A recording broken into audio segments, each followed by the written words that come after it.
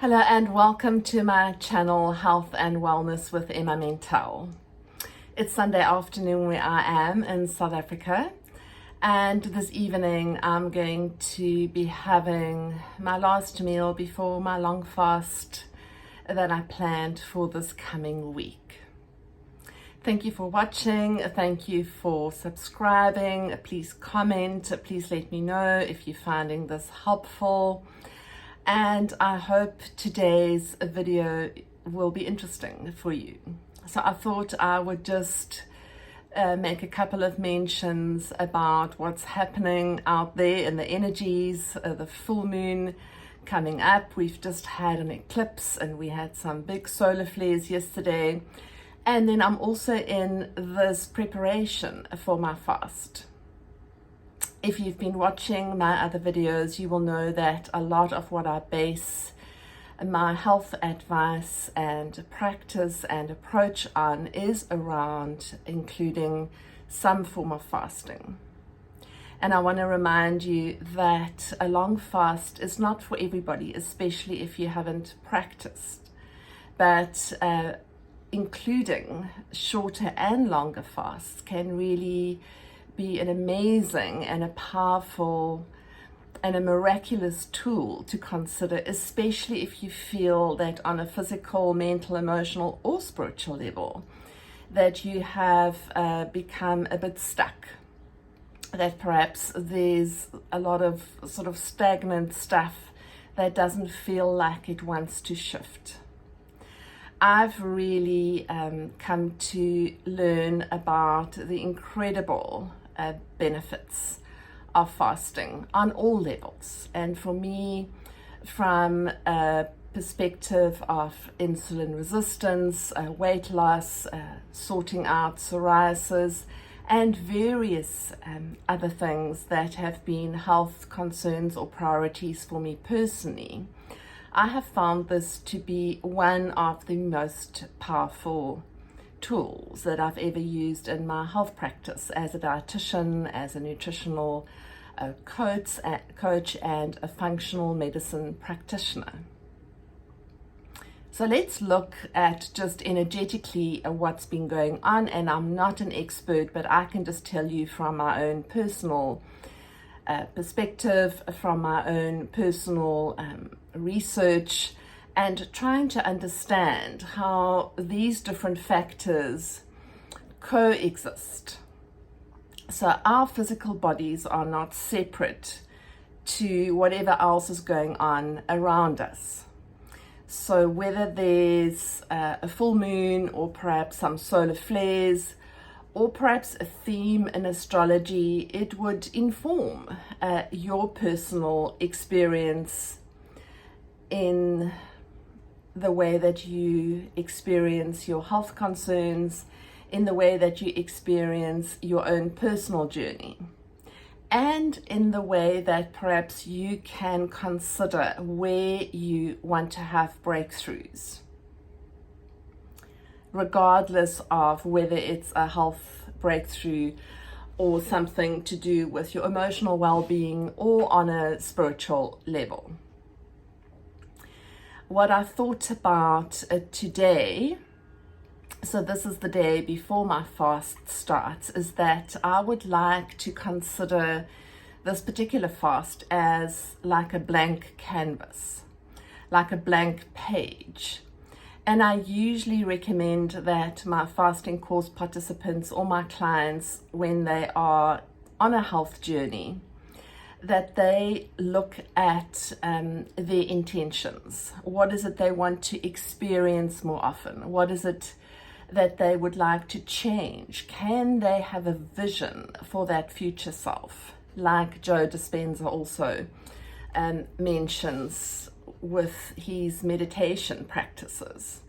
So I was thinking, right, after the last week or so where I felt extreme discomfort from all these various influences, and now we're going into a full moon and it's an eclipse, so eclipse energy in combination with last week's equinox, in combination with some very potent solar flare energy that we experienced over the weekend will inform some of my fasting experience. What do I mean by that? So personally, and this will be different for each individual, I have felt like a lot of uncomfortable emotions have resurfaced. I have felt some anxiety, I felt some deep grief, feeling extremely, almost like maximum discomfort on various levels. And what we tend to do as humans is that we shy away from discomfort. We don't like to feel discomfort, so we try to numb it. We try to get distraction from something, we try to comfort eat, we try and take a pill or something that will help to relieve this discomfort. I'm not saying that if you're feeling extremely unwell and unbalanced that you should just ride the storm, but I have very fortunately been able to rely on a few tools. One of which is homeopathy, one of which is meditation, one of which is using some oracle cards, and then another one is that I really try to understand what's happening with the planets around me, so that when I experience this discomfort, I can find a way to reframe my personal experience. So going into this fast, thinking about, right, this is almost me rewriting my story. Part of this, and the interesting overlap, but no coincidence, is that there's a group of people that I used to be in high school with, and believe it or not, it'll be our 40th end of high school reunion later this year. So there's been all kinds of pictures that people have been posting on this group, and some of it's so funny and hilarious, but also some of it making me look back at that 17, 18-year-old self. And I was thinking, if this is a blank canvas, if this fasts, and if this full moon for me will perhaps represent this blank page, how will I rewrite my story? Being very realistic that, one can't undo any of the stuff that you've experienced. But the thought came to me about how would I speak to my younger self? What would I say to that younger version of myself if I could go back and give her some tips, give her some guidance? What would my advice be to her? And can I find a way, perhaps in the next day or two, or I don't know how long I'm going to be fasting for. Usually I go for quite a few days, but let's say over the next 3 days before Easter, if I had to become really intentional about saying to her what I would like her to know, how would I like her to address herself with a different kindness, perhaps with the wisdom that I have now, because that is the gift of being older now, is that we have the wisdom that we have gained.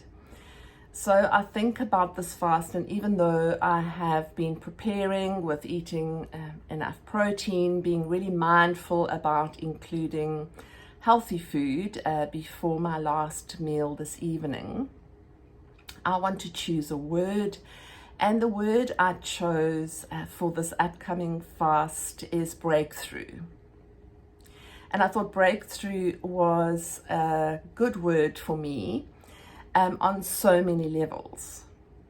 So I can use it to inform some of the physical choices that I will make in terms of going forward with my own health journey, in terms of breaking free perhaps from things that have kept me stuck, outdated beliefs, conditioning that really is not useful for me anymore.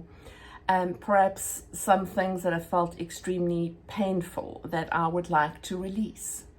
So I use a full moon, and then especially this fast coming up, as a way to dedicate the next few days to becoming really intentional about this word of breakthrough. So I will journal about it, I will think about it every day, I will be choosing an area where I would like to focus this breakthrough theme on, and see where it takes me. Having a blank page or having a blank canvas also means that I can be neutral. I can allow myself to see what unfolds.